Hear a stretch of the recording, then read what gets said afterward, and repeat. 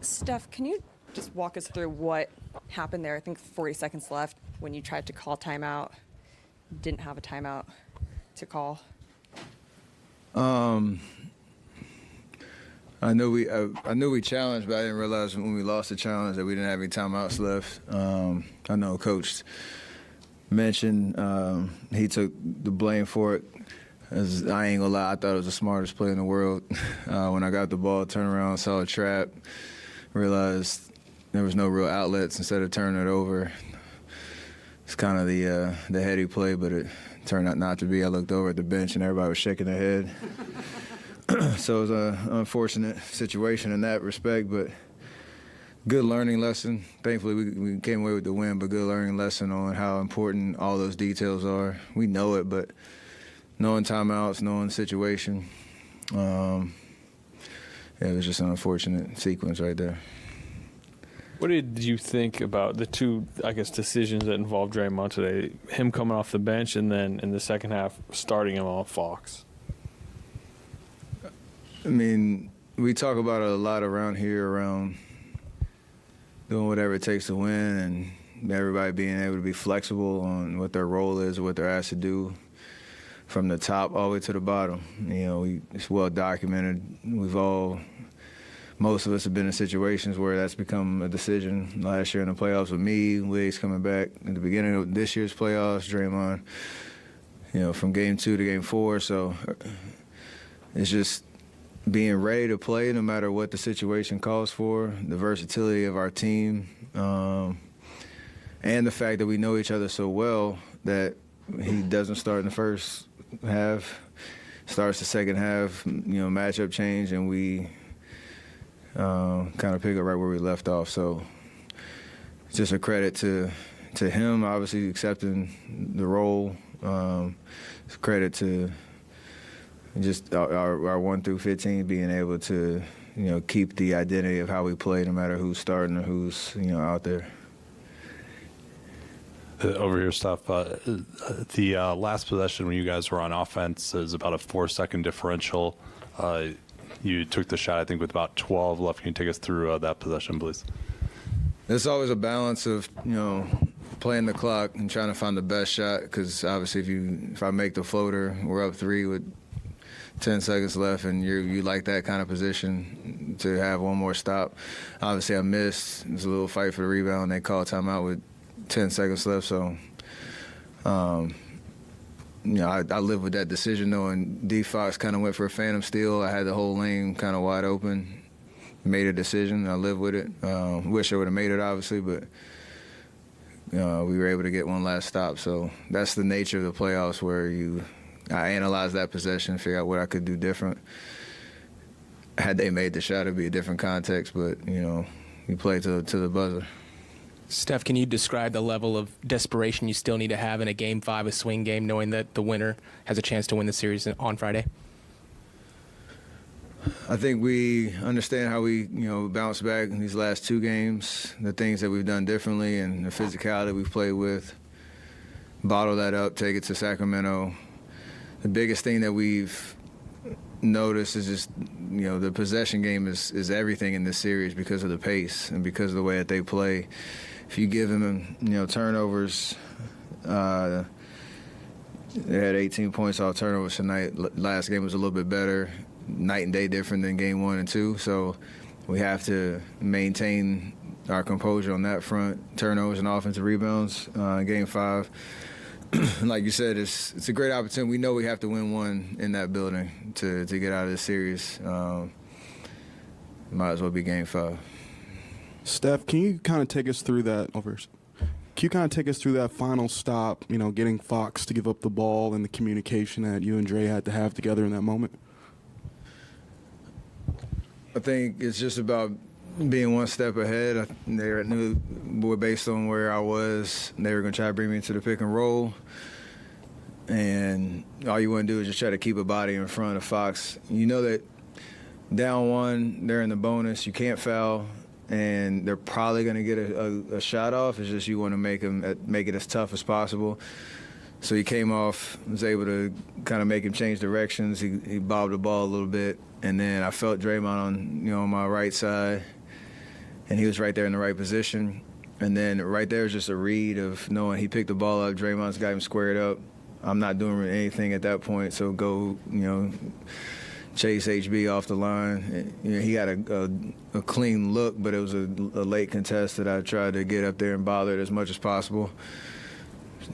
Make or miss league, and you just want to just think as much as possible through that 10 seconds before the shot gets up, because we just needed one stop. Steph, Draymond said that after the game 3, he came and talked to you and, thanked you for having his back. And as you noted, he just, by coming off the bench, it's kind of a part of a long Warriors history during this run of people going back to Iguodala, being able to sacrifice their ego. Does even though you obviously don't want him to be suspended, but did that whole thing kind of snap your culture? Like, has it been a force of like reminding you guys who you are, or maybe you don't need a reminder? The reminder was being down 0-2, but definitely you up the ante with without him in Game 3, understanding how important that game was, because we talked about it. You lose that game, the series is pretty much over. No teams come back from 0-3, so gave ourselves an opportunity to win a big game tonight, and he was a monster on defense. Just kind of plugging holes and being a disruptor that he is. And to your point, that's exactly how we need to play. Everybody just being ready to, take advantage of their minutes and, do what they're asked to do when they're called to do it. That's the only way we get out of this series and do anything special this year in the playoffs. Just the way that we're built and the way that we're constructed and the history of how we've done things over the years. Steph played 43 minutes tonight. Is this a case where you're telling Steve, hey, it's okay, press the minutes? Is he communicating with you? Do you have to approach the timeouts differently? He mentioned, I think, a couple days that you're kind of closing your eyes and almost meditating through some of your rests. Is there any different thing that you're feeling when you know you might be playing 40, 41, 43 a night? It's the whole routine and process of how you get ready for games, how you take care of yourself from a recovery standpoint in between games, and in the game when you come out, whether it's a timeout and you're going back out there, or your break's coming, being really intentional about maximizing the rest while you're over there. I know my rotation when I'm most likely coming out, quarters 1 through 3, and then based on how the game is, being prepared to play the whole fourth, like I did tonight and would have done it had the game been closer in Game 3. So I feel fine, and it hasn't been any conversations of I need to come out or I'm playing too much, because you understand how important this moment is. Hey Steph, they over here. They in the fourth quarter they erased your 10-point lead and ended up taking the lead. After that, you scored 7 in the next 8 points for your team. Is that an active decision to start looking for your own shot a little bit more? It might not look like it, but I'm always looking for my shot. Just because there's always going to be a double team or a trap or a lot of attention. So me not shooting does not mean I'm being passive. It just means you're reading the defense to make the right plays and get the ball moving, welcome the attention or the double teams and finding open shots for other guys. But the more you do that over the course of 48, the harder it is to defend, and more likely I'll find some openings. And then you always got to be ready and confident that you can knock those shots down. So, Clay had some timely ones in the third quarter. He had a big one in the fourth. I was able to hit a couple. It doesn't really matter when it comes. It's just always staying aggressive, even though it might not be, always with me ending up with a shot. Steph, the Kings made 11 of 27 shots in three-point territory in that first half, and it looked like they was ready to roll because they haven't been shooting particularly well in that area. But in that third quarter, they only had one attempt and they made that. Keegan Murray made that. What was the Warriors doing to prevent them, from getting off like that? Because one attempt, that's remarkable. I mean, regular season they play a certain style that De'Aaron Fox can drive lanes and kick out the guys. He's obviously super fast, super talented. He had 38. He was pretty efficient all night. Keegan got off first time all series, and we need to figure out how to slow that down because he changes the dynamic of how they play when he's a threat from three. But for the most part, we've done a really good job of just trying to make them work for those type of looks. Sticking to our game plan. So I think obviously the way that they shot the ball, kept them in it, kept the momentum, or they gained momentum at certain points of the game because they got hot from threes. And we know in their building, if that happens, their crowd gets into it. So we have to, try to figure out what that third quarter really looked like and try to do it for all four in Game 5. Like 3 more starting with. Do I get all 3 or what? Steph, for so much of this championship era, you're the team that's making the plays down the stretch and closing. What does it feel like when things feel like they're not going your way, which has happened a lot this year, but what's it like? Is it just about surviving it and that's what makes you champions, or is it just weird to be in a position where you're up and the game is pretty much over and then things go wrong? Man, every game is just a different challenge. The regular season playoffs,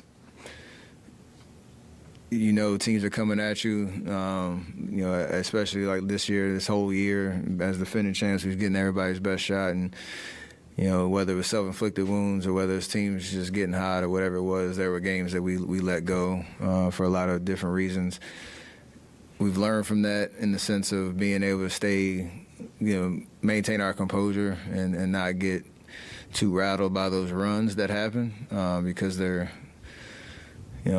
Sacramento's a really good team, and, the way that they started the fourth quarter early in the year might have wrecked us a little bit because we didn't really respond well. So, trying to learn our lessons and stay composed, understand it's a long game, and the biggest thing for us is when we settle down and don't turn the ball over, usually good things happen. I think that's the one thing that was our Achilles heel.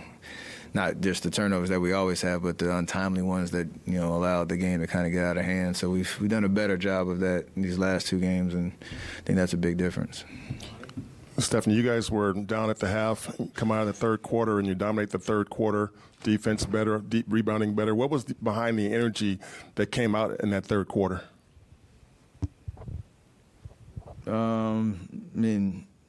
Just a focus of executing on both ends, and understand like the pace of this series is crazy. But when you get stops, you can run, and when you keep them off the free throw line, they can't set their defense, and we can kind of play to our strengths a little bit better.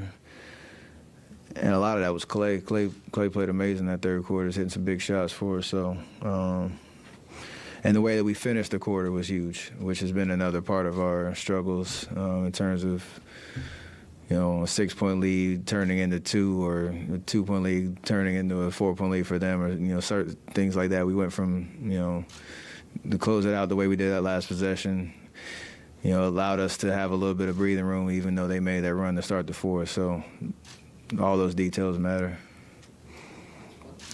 Steph, so Andrew Wiggins got 4 blocks, including blocked Fox shot. What do you think about his defense? Playoff Wiggs, two-way Wiggs, all the different nicknames that he's established since he's been here. Huge part of our success and the way that he can influence games, not just scoring the basketball. So, it's easy to forget this is only his 4th game back, and since February, and starting to find his legs and find his confidence. And his endurance to play 38 minutes and, chase D. Fox around all game. So you love to see it. Thanks, Raymond. Thanks, Steph.